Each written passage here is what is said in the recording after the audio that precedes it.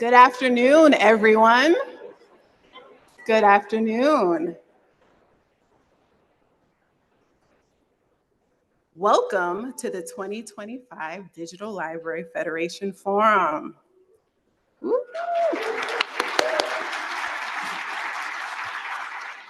My name is Shanae Yvette Willis, and my pronouns are she, her, hers. I'm the Senior Program Officer of the Digital Library Federation, DLF, a program of the Council on Library and Information Resources, CLIR. Thank you so much for taking the time to gather and learn together this week. It's a privilege to welcome you to the forum and to the city of Denver, located on the traditional territories and ancestral homelands of the Cheyenne and Arapaho nations. The area now known as Aurora and the greater Denver region was also a site of trade, hunting, and gathering, and healing for many Native nations. Denver remains home to many citizens of indigenous nations. We'd also like to acknowledge the free people forcibly kidnapped from Africa who were enslaved throughout the United States. It's important for Team DLF to acknowledge our tourism and the land we own wherever we gather. This year, we continue our tradition of donating to local indigenous organizations in an effort to exemplify our commitment to beginning the process of interrogating and dismantling the ongoing legacies of settler colonialism. We continue the tradition of land reparations by donating to the Denver Indian Family Resource Center. DIFRC's mission is to strengthen vulnerable American Indian and Alaskan Native children and families through collaborative and culturally responsive services. CLIR is happy to support this work. Learn more and donate here.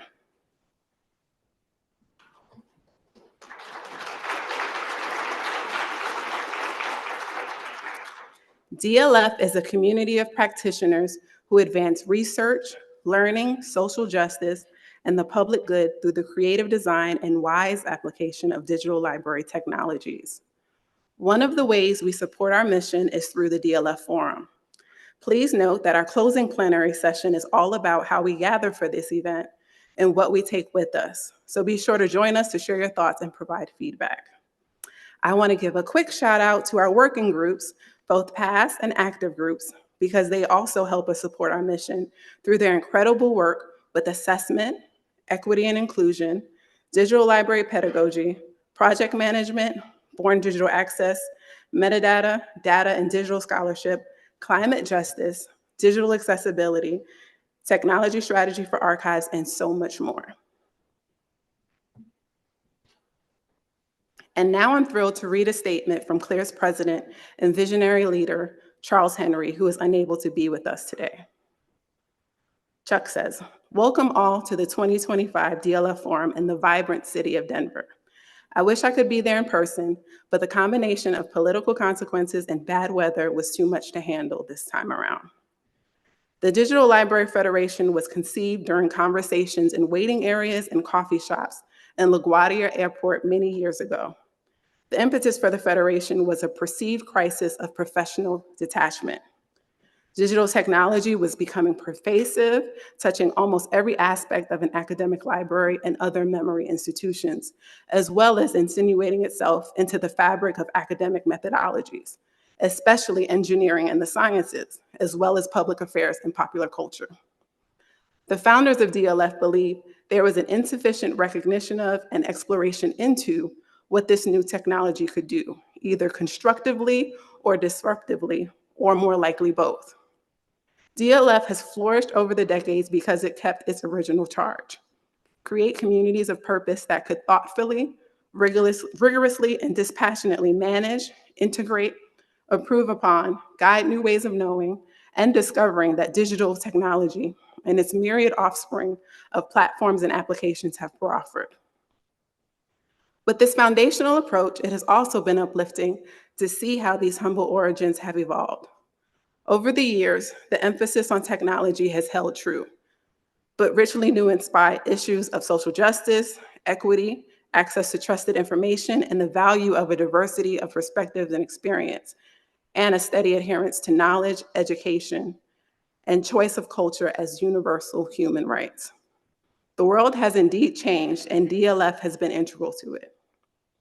More urgently now, the principles and vision of the Federation are as achingly needed as they are sorely tested. Trust and respect, accuracy and fairness, generous curiosity and empathy are incontrovertible pillars of the digital as well as our physical environment. We will continue to bestride both, knowing that the work of DLF at its best is transformative of our workspace, of the wider world that is our responsibility to serve, and of the capacities that we as a professional community will impart to our successors.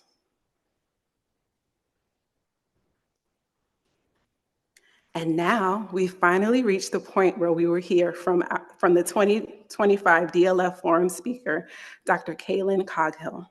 You can follow along in the shared notes at bit.ly/DLF Plenary, all lowercase, and with the captions at bit.ly/DLF Captions, again, all lowercase. We will have a Q&A period after the presentation, during which you can use the microphones in the room or add your questions to the shared notes doc to be read aloud by a member of the committee. Dr. KáLyn K. Coghill, they, them pronouns, is an award-winning educator, activist, practitioner in the gender-based violence space, and scholar who has been honored with multiple accolades for their contributions, not only to academia, but also online platforms. They serve as a lecturer at various universities where their courses focus on digital misogynoir, online gender-based violence, digital resistance, and the interdisciplinary fields of gender, sexuality, and women's studies. Dr. Coghill's work encompasses interdisciplinary scholarship, community organizing, and abortion doula care, concentrating on critical issues such as misogynoir, race, technology, disability justice, and gender-based violence in digital spaces like social media platforms. They also examine how artificial intelligence can facilitate online sexual harm, ethical considerations in technology, Black popular culture, and forms of digital resistance. Above all, they are a scholar, activist, and storyteller, striving to positively impact the lives of Black women and girls through their work. Please welcome Dr. KáLyn Coghill.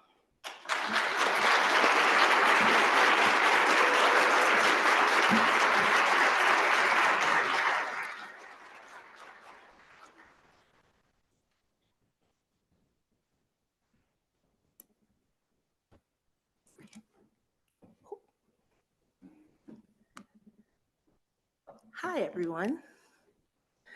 I heard that this was the first time that you all are all together again, so that's really exciting to see all of your faces in person.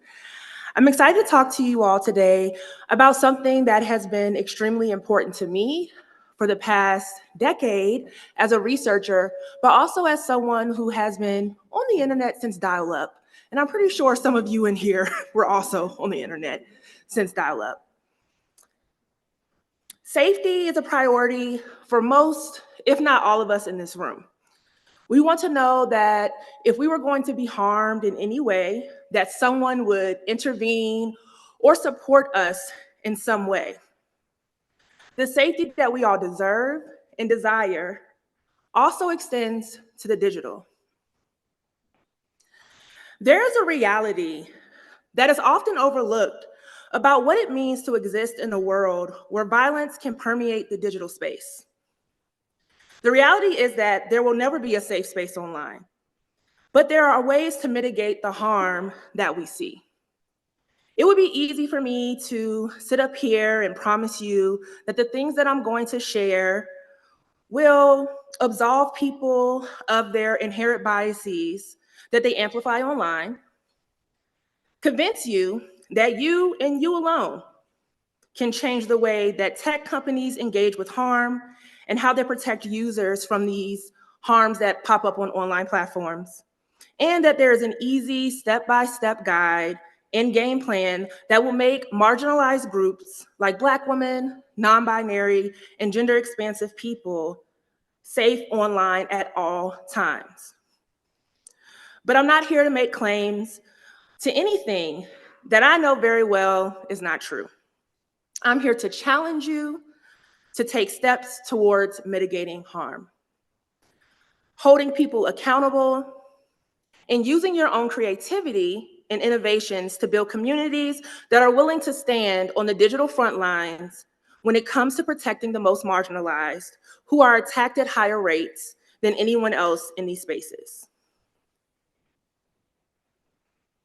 So I am a creative, first and foremost, and I'm also neurodivergent. So this means that what really works for me when I'm thinking about big theories or problems and putting them into practice and praxis is using symbolism or metaphors.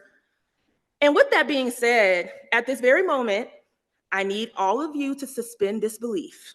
I know it might be hard, but I just need you all to suspend disbelief and lean all the way in with me as I explain to you how we are all a part of a digital community garden and how we are all gardeners and have responsibilities to keep the garden growing, to provide sustenance, and to also provide security. So many of you may not know who I am and how I can talk to you all about these things. So let's talk a little bit of how I got to this digital community garden. So I know this is very small, but I will discuss it. Back in 2014, 2015, I had a large following on Twitter. I experienced digital misogynoir, and misogynoir is the anti-Black racism and sexism that Black women, non-binary, and gender-expansive people experience in visual and digital culture. And when I experienced that, there were no consequences for the person that was harming me, that had this large following. And it really made me curious to want to investigate what was happening online, and then also who was responsible for protecting us. So I began to talk to other Black women and other users of the internet about how they protected themselves online, and that really catapulted me into the work that I do today. I was inspired by work from scholars like Sophia Noble, and I was really inspired by Dr. Moya Bailey, who coined the term misogynoir, especially her book, Misogynoir Transformed, because it allowed me to really see how this form of violence that not only impacted me, but others that looked like me was happening online, but also how we could create some type of digital resistance. Her book, along with finding out that a rapper that I love, Megan Thee Stallion, was shot and everyone on the internet in 2020 was blaming her for this, made me even more scared because she's a celebrity. And if she doesn't have protection, I didn't have protection. No one really has protection from this violence. I looked at how Black women were being doxxed by celebrities like Talib Kweli. I looked at how people could just post on Instagram, "I'm sorry I did this," and that was their only consequence. I looked at the work of Kashana Gray with intersectional tech and how this showed up in the gaming environment online with things like Gamergate as well. I looked at digital Black feminism and how Catherine Knight Steele talked a lot about how Black women in particular have always created communities and created social movements in the digital spaces. I kept track of every single tweet that came across Twitter that talked about Megan Thee Stallion and Tory Lanez before the new owner made it impossible for us to get access to the API. We all know that's been frustrating.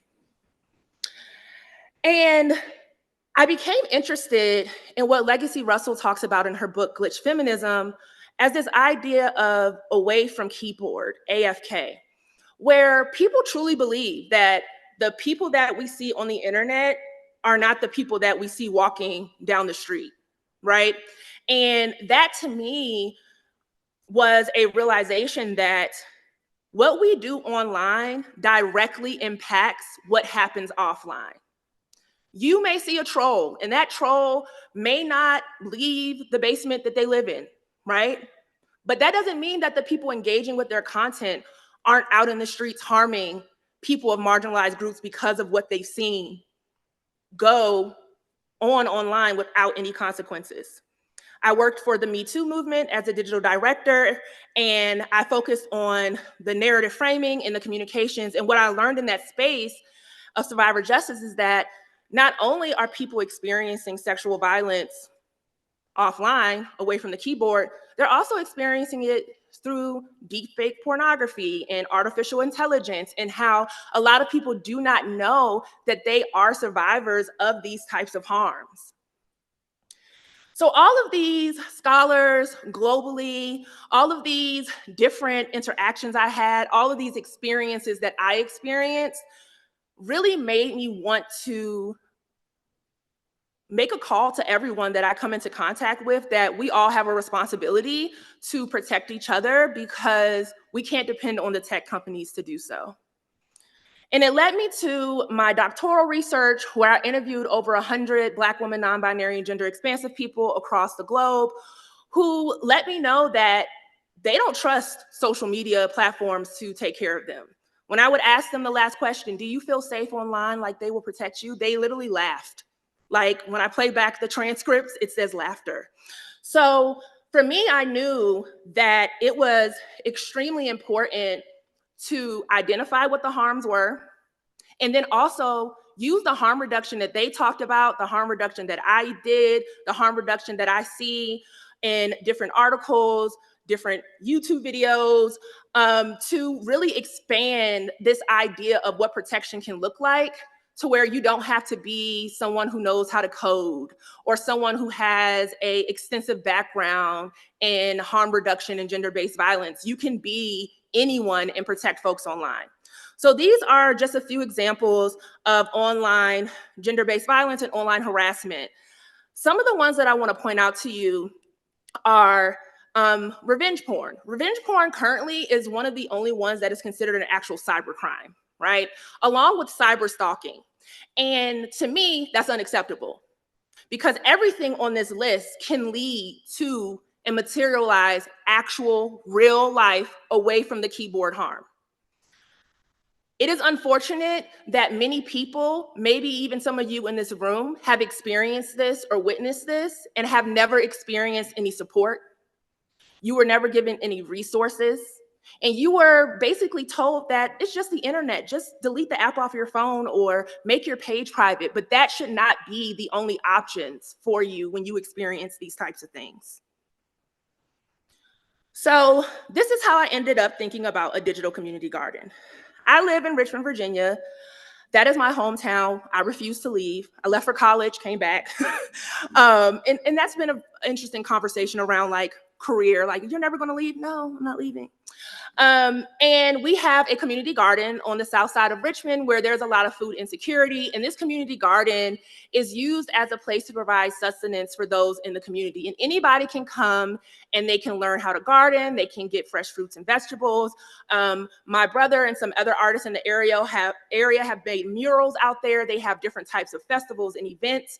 And when I saw this happening, it made me think a lot about how we can recreate that in the digital as well, because we have access to so many people everywhere that we can all come together and create this digital garden. So when we think about this digital community garden, I want you all to think about GitHub. And I know that some of you all are familiar with GitHub because I did some investigation and I see that DLF has a GitHub. So you all can't pretend like you don't know what I'm talking about. But my understanding of GitHub, especially with the work that I do now with Black Sky Algorithms, is that people can publish particular things, whether it be code, and if someone finds a bug or fix or a way to make it better, they can put in a PR request, and then anyone who's a part of the GitHub can go in and fix it. Amazing, right? So in this case, when we think about the digital community garden that I'm creating in my imagination, this makes everyone a gardener. Whether or not you have experience, as of today, you are a gardener. Congratulations. And with this digital community garden, it is extremely important for you to realize that you have certain life experiences, certain skills, certain cultural backgrounds that really benefit the growth of this garden. So you all are very important to how this garden grows and who feels included in this garden. I know this is pretty small, but I will explain it. So what are the roles in this garden? The way that I set this up in my head is the same way I discuss a protest lineup to my students. When we think about people on the front lines of a protest, the first line of people should be the people with the most privilege.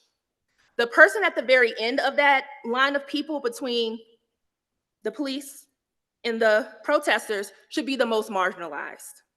So these gardeners consist of people with privilege. So you have access to capital, money, right, to help pay for the seeds or the things that we need for said garden. You also have educational capital, which is what we all have in this room. We have access to databases, journals, people who have access to databases, journals, museums, archives that the everyday person may not have access to because they don't have a university email, right? So because of that, with this educational capital that you have a privilege at this garden. Also, we need people with cultural awareness and people who are willing to learn about the experiences of other cultures, right? So you have to be willing to understand that just because you may not have experienced it does not mean that it does not happen. Another thing that is really important in this garden space is that everyone is essential. No one is more essential than the other. Everyone is a non-hierarchical structure, if you ever heard of that. There are no managers. There isn't a big boss. Everyone is on the same level because everyone has an opportunity, just like on the GitHub, to contribute code to this garden. And when we're thinking about gardens in general, there are instances where there may be pests, bugs, rabbits may come and try to eat your carrots, right? The seasons change and now you're like, I don't even know how to grow cucumbers. I've never seen a cucumber grown in my life. That's why you have other gardeners.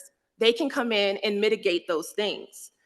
Just like we can mitigate the harms that we see online. Everyone contributes to the sustainability of this garden. When a problem arises, like pest, season changes, gardeners like you have a responsibility to step up and create fences or tools to point out, hold accountable, to keep these problems out, to figure out like, okay, this is not working, this is harming people, we have to fix it. And this can look like content moderation.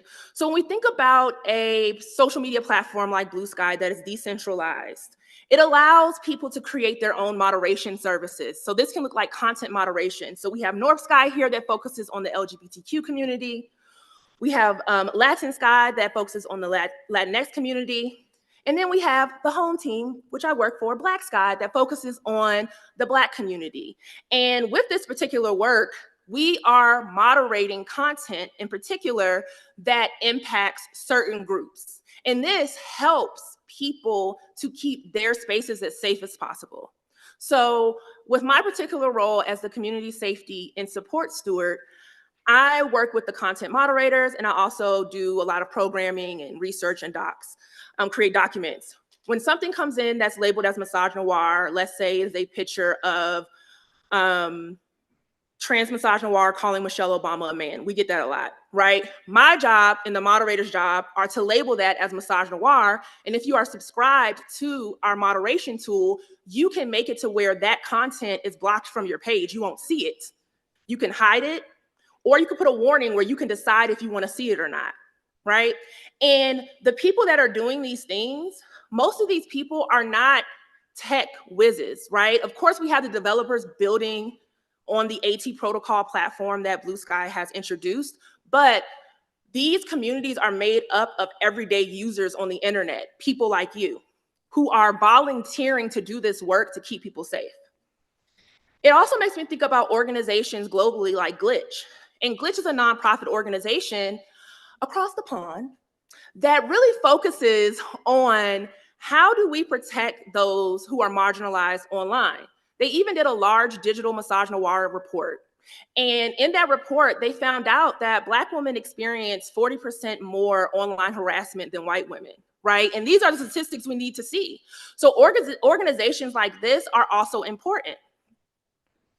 We think about in the top corner, it's a group called Perspective. They use artificial intelligence to help with comments on social media platforms that are negative. So they are kind of like grouping them in, and they're really trying to focus on how to do that in different languages so they don't miss cultural nuances. Down here, we have an organization that has been around for a very long time that focuses on women journalists and feminist journalists, and it is a chatbot to where if you are being harassed online, you can put to the chatbot to say this is going on, and they will give you resources or ways to handle it, right? These are being made by everyday people. And then we move into hashtag activism, which everyone in this room is familiar with, right? We have hashtags like Say Her Name, Me Too, You Okay Sis. We also have different organizations and different groups of people who are using these hashtags to signal that these are issues. You don't have to be someone who is well-versed in harm or technology to mobilize a hashtag online. Hashtags are a great way to blow a whistle, right, that something is going wrong. So many people have used hashtags over the past decade to talk about issues that sometimes feel taboo in order to shine light on these hard conversations that we need to be having online. And that is something that you all are also very capable of being a part of. And the last thing, and this will be a video just going in the back of me going on Google, is educational materials. This is where we have like a lot of the access in that educational capital. And don't look at my Google search, just pay attention, just pretend, just bear with me. You never know what you're gonna see there. But as you can see, people are talking about online gender-based violence in academia. This is not a like secret conversation. I have spoken at many conferences. I've been to many talks and panels where there are people across the world talking about online gender-based violence, talking about digital misogynoir, talking about technology-facilitated violence. There are so many different words that they're using for this, but it's online violence, to say the least. There are also other organizations that really do the work. And one of those organizations that I personally like is the Digital Defense Fund. And they'll be popping up in a second. The Digital Defense Fund creates resources for digital safety and security for those in different social justice spaces. So they have art, zines, workshops where they're talking about abortion, where they're talking about cybersecurity. And what's really beautiful about this is anybody can create art, anybody can create a zine. We all love a Canva, right? So you all are capable of creating these educational materials. And what's really important is for those that are digitizing things, you have the ability to take the things that you're digitizing and using those as education materials to teach others how to protect themselves and others online, right? Your work doesn't have to just stop at, oh, we just, put this book up, or we found this and we put it up. Like, you can compile these things into resources for your communities, for your audience, right? And if you're really brave like I am, you can open up your TikTok and record a video and tell people about this stuff. Now, I can't stop people from arguing with you in your mentions, but if you're brave, you could do that too. And I think that it is really important for us to remember that we all have something to offer.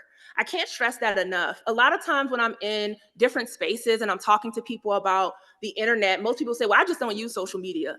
That's not an excuse. You can still provide something to the community garden, right? Just because you don't have Facebook or Instagram or Twitter doesn't mean that you're oblivious to the fact that people are being harmed, because people are being harmed down the street from you. Right? So you can still educate yourself on the resources, educate yourself on the organizations, and find a way how you can contribute or disseminate that information to those that you know are online. Check in with your people who are chronically online. They're experiencing a lot of awful things, and sometimes they need someone to talk to about that. So I want to take a moment with this statistic that talks about how 16 to 58% of women and girls have been targeted by violence online. And when we say women and girls, we mean girls as young as 5, right? They're on Roblox, they're on Minecraft, they're on Fortnite, and they are being harmed in these spaces by people. And I want you to stop and think about how many people, women, girls, non-binary, gender expansive folks, disabled folks, that you know that could have possibly experienced or that you have experienced online harm. I want you to think about how that made you feel witnessing it or experiencing it. And I want you to also think about the frustration that you felt knowing that you felt unable or inadequate in the harm reduction department, right? Because no one ever told you that you are a gardener and that you have all of these amazing skills and that you can use those skills to protect yourself and others.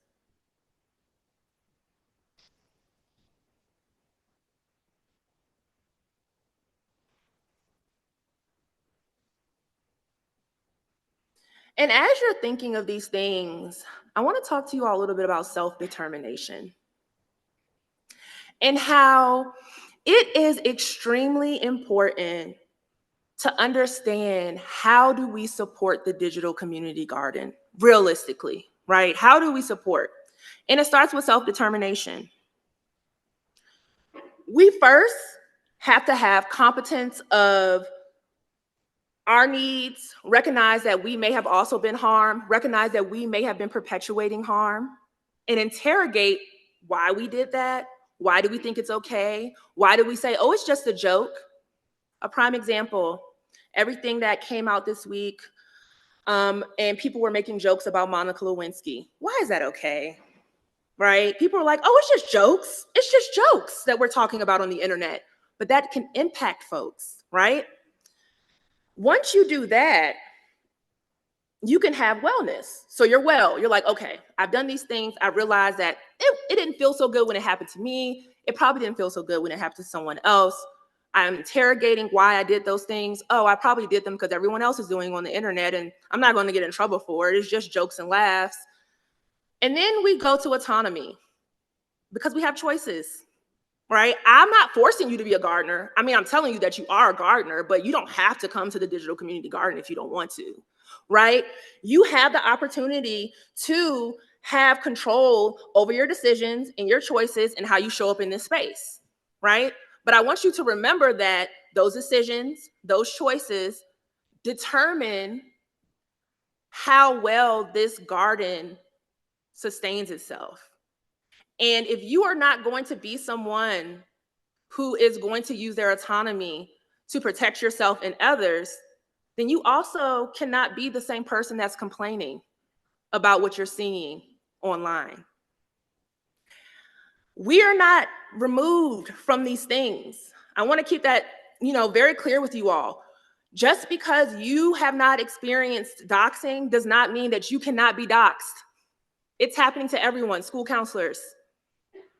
I just learned that it's happening to some librarians. I see it happening to K through 12 teachers, right? People are being harassed online. And you have the choice and the decision to decide, am I going to remain quiet about it because it's not happening to me? Or am I going to do what I can to support? And the last thing is relatedness. We want to feel cared for. We want to feel like we're caring for other people. And the purpose of this digital garden is to provide sustenance, right? So materials, resources, ways that we can support people, care, kindness. I'm not asking you to be nice. I'm asking you to be kind. There's a difference. To provide security, right? We love the digital community garden, but if there are rabbits eating all of the carrots, we have to escort the rabbits out like bouncers of a club. They have to go. I'm sorry, they have to go. And then provide mitigation when barriers arise. Realizing that, okay, I know that I have access to these particular resources and I see this person experiencing online gender-based violence. Let me just shoot them an email and say, hey, I saw what you were going through. Here are some resources and some organizations. Hey, I know I don't know you very well, but have you heard about this? Or, like I said, if you are really like courageous and brave and you don't care about people attacking you on the internet, you can jump in the conversation and come after the person and say, hey, what you're doing is wrong. And I will tell you why, right? And then the last thing with self-determination is that the community garden promotes the need to focus on community. It does not exist without all of the gardeners participating. Like I said, it's a non-hierarchical structure. No one is above anyone else in this space. It also promotes the need to not focus on the lack of care happening at the hands of commercialized gardens, wink, wink, tech companies, who are rooted in non-self-determination. They don't care about any of this stuff. They care about money. My husband and I were just talking about how a lot of these larger companies that are allowing these harms to commence do not really care about the users simply because they're not really using these spaces and experiencing this harm. They're dishing out money for them. So our focus has to shift to our own self-determination and what we can do to protect ourselves, because we can't depend on them to protect us, right? So I leave you with this. The digital community garden that I speak of is simply acting as a symbol or representation of what a just digital community looks like. It challenges all of us gardeners to not only recognize our own self-efficacy, meaning that the things that you say you can do them, you can do hard things, right? Looking at this self-efficacy as it pertains to providing sustenance, security, mitigation. But this community garden also reminds us constantly that the digital community garden cannot exist and sustain itself without the entire community's input, sacrifice, and ability to recognize when someone or something is creating a barrier that needs to be addressed, reassessed, and changed. When we are at our respective jobs, we have a list of duties that were mapped out in our job description. But sometimes we take on other projects because we are passionate about them or you want to help your colleagues. The same thing needs to apply to how we all show up for those who are experiencing gender-based violence in digital spaces. We do a disservice not only to ourselves, but also to our communities when we do not intervene, do not make folks aware of what those harms are, calling a spade, and also when we do not realize that the harms that we're witnessing can also eventually impact us. We are not invincible from online harms. I don't believe that there is a utopia online where everyone is going to get along and not be misogynistic or racist or transphobic or ableist or perpetuate their inherent biases in a way that encourages harm that can materialize into real life dangers, like hate crimes, Black femicide, the list goes on. But what I do believe is that each of us in this room can take our role as a gardener more seriously, especially now that you all know that you're a gardener, when it comes to sustaining the digital community garden that we are all going to benefit from in some way, shape, or form. My hope is that when you leave this place and you head back to your home, or when you go back to your room and open up your laptop or unlock your smartphone and head to your favorite digital platform, whether that is a digital community, social media website, or even your group chat, that you will realize that you have power, that you have the power to protect others as you protect yourself. This is not easy work, and it can be dangerous. I'm not going to pretend like you are going to be 100% safe protecting yourself and others online. But luckily for you, there are gardeners who focus on dealing with the dangers of intervention in the digital space. I'm one of those gardeners. Hello. And there are plenty of people like me out there to help you when you do find yourself scared, or you're like, I don't know how this is going to look, or I don't know what may come from this, right? I implore you to prioritize community offline and online, or away from keyboard, as Legacy Russell talked about in Glitch Feminism. I implore you to pay attention to what is being said about those who may be different from you, because like I said, you are not invincible from online harm. And I encourage you, as a gardener, to roll up your sleeves and get your hands dirty. Thank you.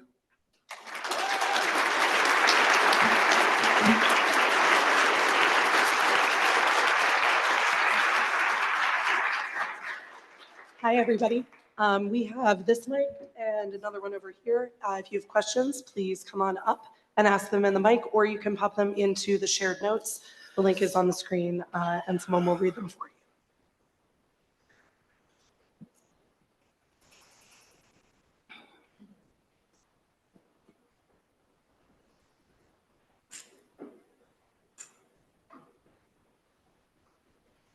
Hi. Hi. I was really curious about your work with Black Sky, because on Blue Sky, I think the people that are employed by the company that do moderation, it's pretty terrible and not very effective. So I was wondering, in your work, are they attempting to reach out at all to all of these community groups that are trying to make the platform better? Is there any kind of dialogue happening? Yeah, so when they created Blue Sky and they created AT protocol, that was the goal, for people to be able to create their own feeds, for people to be able to create their own servers. Black Sky has their own like PDS server, which means that like you abide by the Black Sky community guidelines, which are actually created and self-governed by the users. And also you can create your own content moderation service or tool. So we are all in conversations with folks at Blue Sky. I think that what is unique about this particular platform versus others is that the content moderation, especially like Black Sky, North Sky, and the other groups, are being reviewed by human moderators. And what happens a lot of times with larger platforms is that they have to resort to artificial intelligence, which can sometimes lead to a lot of the harms that we see due to biases. I will say that I definitely see the frustration with Blue Sky's moderation on the feed all the time. And I tend to reserve my comments on that because I know what we're doing, okay? And what I also know is that content moderation is ever evolving. And I do believe that in order for it to actually work, we have to listen to the users. And that may not always be seeing it as a priority in the way that communication is handled in those spaces. And I think that it can be extremely frustrating, not only for the users, but also for other groups that are doing the content moderation, because we are always trying to find ways to mitigate extra harm, which is why I hope that despite what Blue Sky's content moderation is doing, that more groups are able to create their own moderation service and tools to where we can depend on actual organizers and folks that are actually using the platform consistently to moderate what we're seeing on the feed. No problem.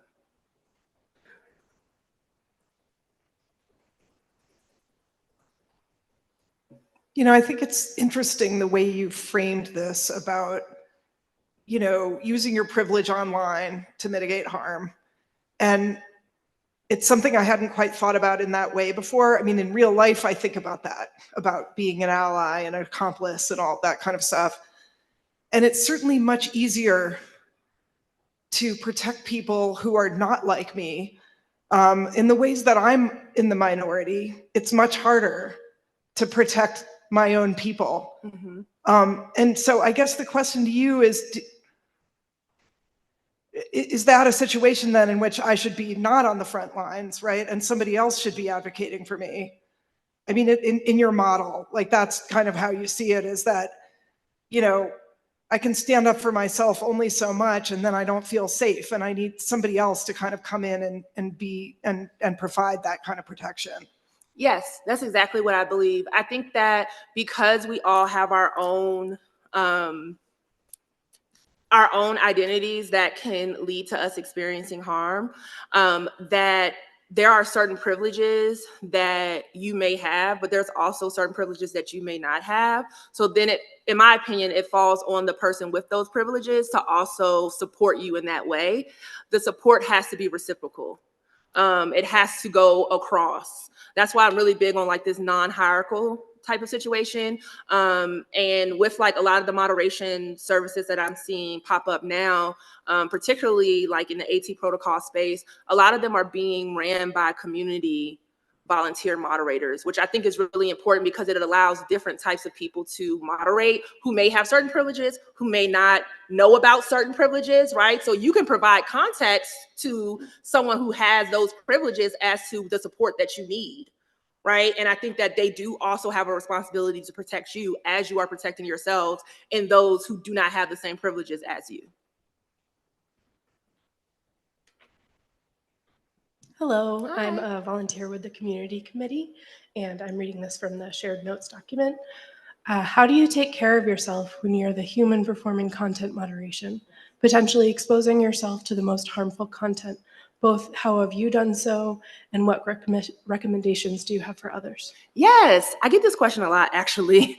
So one of the things that I have really been like wrestling with in my head, especially as I've been working with Black Sky for the past year, is what does self-care and wellness look like for content moderator and trust and safety professionals? And then what does the longevity of that career looks like? And one of the things that I do for myself, especially because I've been studying harm for so long, is that I really prioritize like my mental health with therapy. I also make sure that I am also using the protective tools that I'm telling other people to use. So I'm subscribed to the moderation services. I report things. I block people. I do all of the things. I mute things to also protect myself. But I also make sure that I lean on other content moderators so we can have conversations about what we're witnessing and experiencing. And one thing that is really unique, particularly with Black Sky, is that the CEO and founder, Rudy, when you decide to be a community volunteer moderator, he lets you know that you're going to be seeing things like this, gives examples. And at any moment, you can tap out, no questions asked. And I think that with commercial content moderation, we have not seen that because they are outsourcing a lot of that to like the Philippines, where they're paying people very low wages. They have people working around the clock looking at these harms, and they're not providing them with any wellness resources. And I think that that is something that is extremely important. Another recommendation I would give folks who are either interested in doing content moderation or who are doing content moderation, also start considering what your out looks like. So I don't plan on doing content moderation in this type of work for the rest of my life. I'm also thinking about what does this look like in 15, 20 years for me? Will I just be doing like volunteer work or support for other moderators? Will I be writing about it? Will I be doing more speaking about it? But I do think that moderators should also have an out, because in my opinion, I don't think that it is sustainable to do this work until retirement.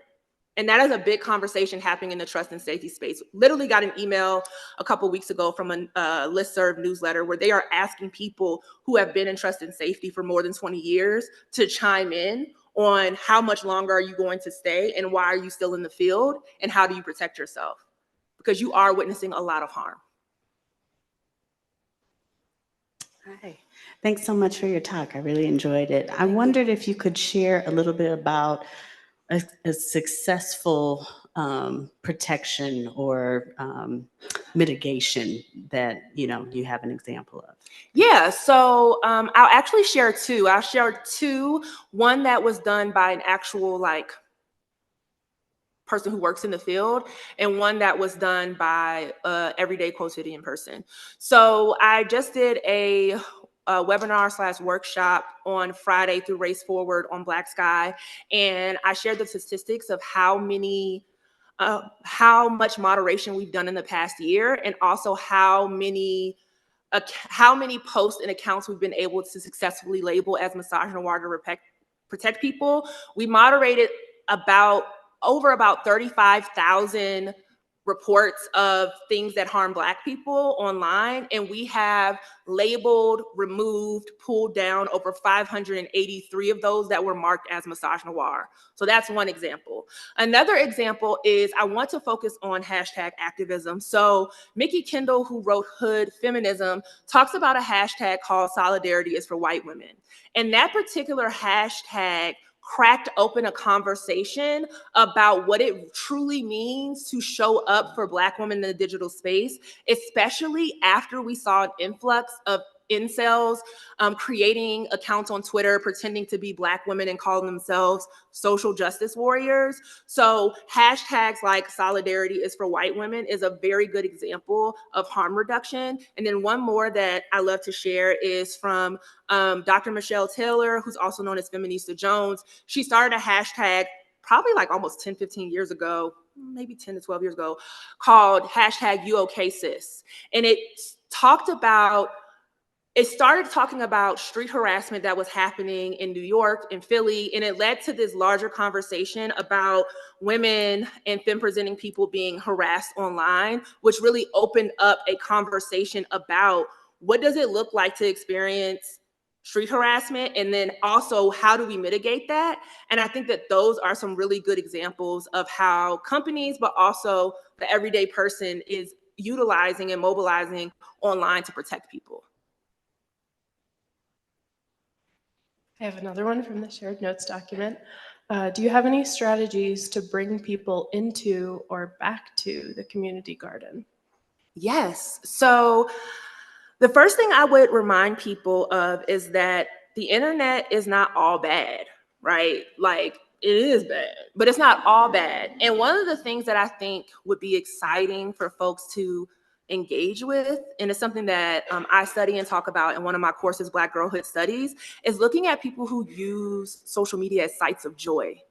So I love seeing TikToks and videos of little Black girls and Black women and different folks doing different dance trends and get ready with me's and all these different things. I love seeing family content contingent upon the exploitation of children. You know, we're on the fence about that right now. Another thing is also looking at how people who have been harmed online are reclaiming the digital space and resisting the harm that they have experienced. And lastly, looking at the communities that are formed online, right? When we think about Kashana Gray's work, where she talks specifically about Black women coming together in the online gaming space and creating their own groups. When we think about Catherine Knight's still idea of like this beauty shop where like natural hair bloggers created a community for each other back during blogging, right? Look for those communities and lean into those communities, because those will help you ease yourself back into the digital space. And also realize that you do have the option to curate your social media, right? You don't have to follow people because you know them. You can block people that you know. I do it every day. Like, my first line of business is blocking people. I tell people block on contact. My block list has always been extensive on every single platform. I don't care.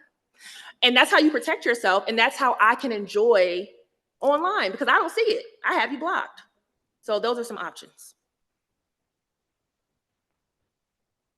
Doctor, thank you for the presentation. My own research is focused on gender inclusion climates, providing a positive economic benefit, increased performance in the workplace. And I'm curious to know, have you explored, or do you know of anyone working on research around harm online, social media, people being traumatized or re-traumatized, and the economic impact of those things? I know everything's not about making it a financial impact, but trying to combat the current narrative around these topics. So I actually interviewed 2 sex workers, Black sex workers, who identify as non-binary, gender expansive, and they talked to me during their interviews about how they had been banned or shadow banned on social media websites, which in turn takes away the money that they have, and it makes it difficult for them to be able to provide for themselves and their family. And I think that a lot of times people don't think about how the internet is very important to a lot of sex workers, and how the lack of protections and also the lack of understanding that they need these spaces to be able to promote their services, right? Requires us to really understand the minutia of the work they're doing. So that is a particular population that experiences economic strife, if you will, more than a lot of other groups. There are so many accounts of sex workers from really all backgrounds, but especially Black women who are sex workers, who have experienced moments where their accounts are completely wiped and they have large accounts and they've lost clients, they've lost opportunities, which means they've lost income. They may now have food insecurity. They may not have access to the reproductive health care resources that they need because they don't have access to capital. So hopefully that answers your question, but I always like to make sure that I bring up sex workers in the online space because people don't talk enough about how they are greatly impacted by what we're seeing happening in the digital spaces when it comes to finances. And even, let me add that, even they can't even use certain like apps to get money as well. Like there are certain applications where you cannot send money to sex workers or you cannot say certain things because they will stop your money, take your money, and you will not get said money back. So, yeah. Thank you so much, Dr. Coghill, for your powerful metaphor of gardening. And I would love your thoughts on the folks who are engaging in the bad discourse for good reasons. They think of it as punching up. I think if you gave them the gardener metaphor, they might say that they're beating plowshares into swords. But there are people close to me who, they take a lot of pleasure in like going online and shit posting about people in power that are using that power for bad ends. And what that ends up doing is drawing the fire to them. Like they engage in this discourse sort of on a secondary level. They get trolled, they get doxxed, they get the anger drawn to them for this. And they're doing it for the right reasons, but I feel like they're stirring the pot and they're creating, I think they think they're, fighting fire with fire, but they're not having the effects that they deserve. And I see how it affects me and the people around them and how they interact with people in real life. Like, it's like there's bad examples that they can follow. And I just wonder if you have thoughts about how to talk to people about, hey, maybe think about what you're doing and maybe try to interact online in more constructive ways, rather than ways that are destructive, not only for others, but for you too. Yeah, so my response is going to be opposite of what you probably think I'm going to say. So my research, especially my dissertation, focuses on this act that is very prevalent with Black women and the Black femmes called clapping back. And this is idea of using a witty retort to basically read people, drag people, hold people accountable in public places. And I'm a firm believer that it is perfectly fine to hold people accountable on the stage. I am a person who, in my publications, if I screenshot someone's post and put it in there, I do not blur out their usernames. Because if you felt comfortable saying that, then I feel comfortable publishing this in a journal, a book, on YouTube, it doesn't matter. But what I will say is, there is a method to my madness. And I think that some folks online are angry, rightfully so. So they want to express how they are feeling, but there has to be some type of method. Like, what's the next step? Okay, you've called out these people. What's next? Are you going to organize around ways to bring them down? Like, I love seeing something be burned to the ground. What do we need to do? Sign me up, right? Or are you just going to be screaming into the void every day, all day long, and then go out into the world and push that same anger onto the people in your community who are not doing those things, right? Also, sometimes those people get angry at others who are not doing the same thing. And I think that that is also counterproductive, because you can hold people accountable without using the same venom that you would use for said villain. Like, I truly believe that people need to be dragged on the internet who are doing bad things. And I know that that's not ethical, but that's what I stand by. And that's probably, why I'm a non-traditional academic. But I also do believe that you have to have a method to your madness. Like, we are all angry people. Rage is beautiful. James Baldwin talks about rage. Audre Lorde talks about rage. Like, rage is a good thing to have, but what is the method to your madness is what I would say to those people. Mm-hmm. And we can take one more question. I think someone's coming from right here. Yep.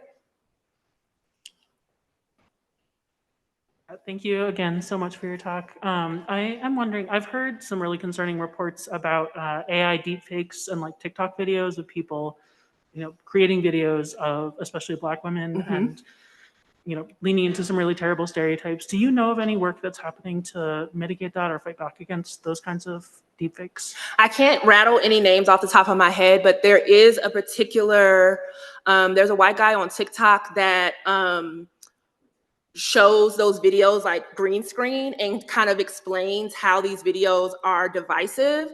The only thing, my only critique is that he's not calling a spade. It's misogynoir. He's not saying these are the welfare queen tropes when he's talking about people making these videos of Black women being mad about food stamps. That's the one that I recently just talked about. I think a couple weeks ago when I did a talk for Justice for Black Girls, I showed that example. So I can't think of anyone who is looking at it in particular, but what I would say is a good place to start is to look at people who are really invested in how synthetic media impacts marginalized groups. So that may be a really good like search starting point for you, looking up synthetic media and then maybe adding like and Black women or and queer people and seeing what they're talking about, because it will likely lead you to people who are on the cusp of this happening, because this is very up and coming and new, especially with like Sora and stuff like that. Like people are making terrible videos and circulating them all over the internet. All right.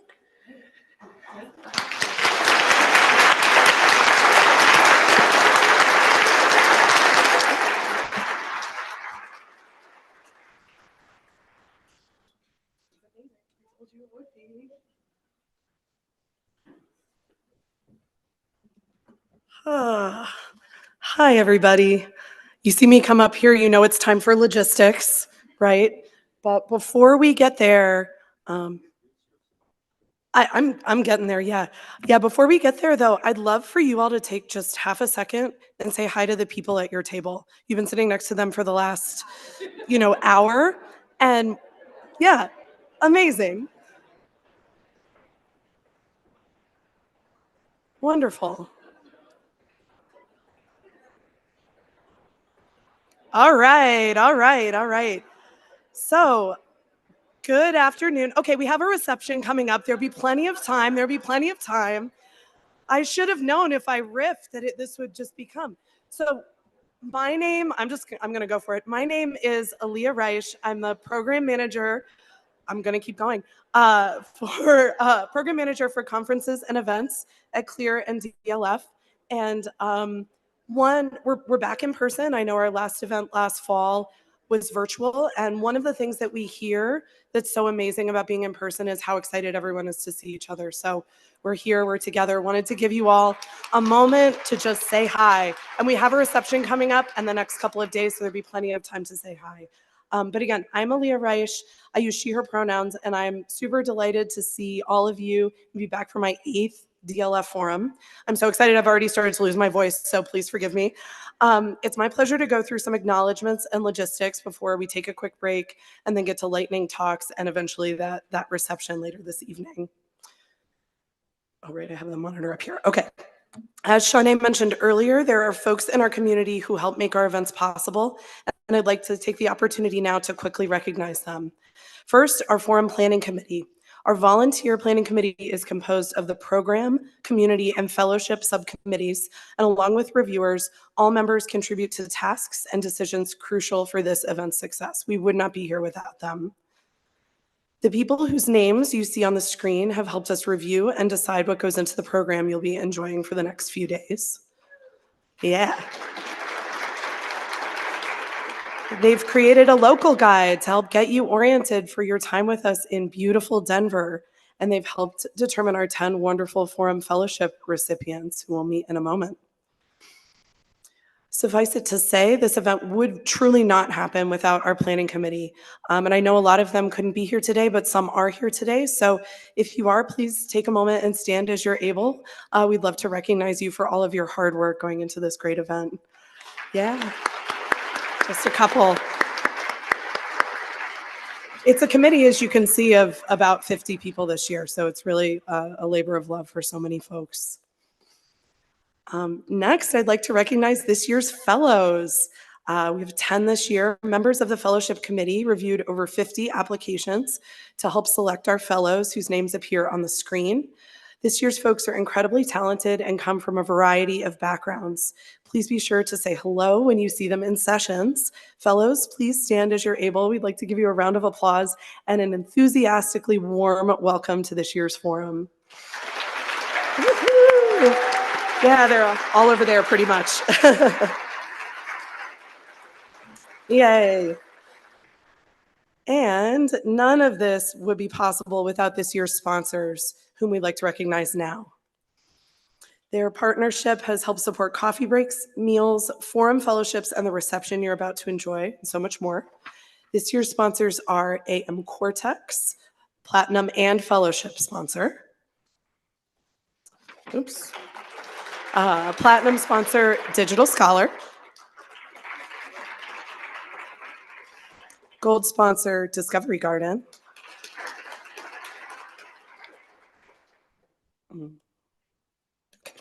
Silver sponsors, For Science, JSTOR, Terentia, and Tind. And fellowship sponsor, Meta Archive. This event truly could not happen without their support. Please be sure to meet and thank them at their tables in the mezzanine during the reception, breaks, and meals over the next few days. We have one more big thank you to deliver, and that's to CLEAR staff. I personally am so grateful to each member of our staff who have all helped support conference planning this year, and especially to my Team DLF colleagues. Thank you to all CLEAR staff.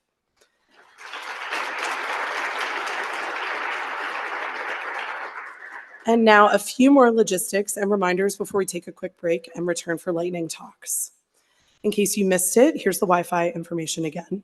The network name is DLF Forum, and the password is capital DLF Forum 2025.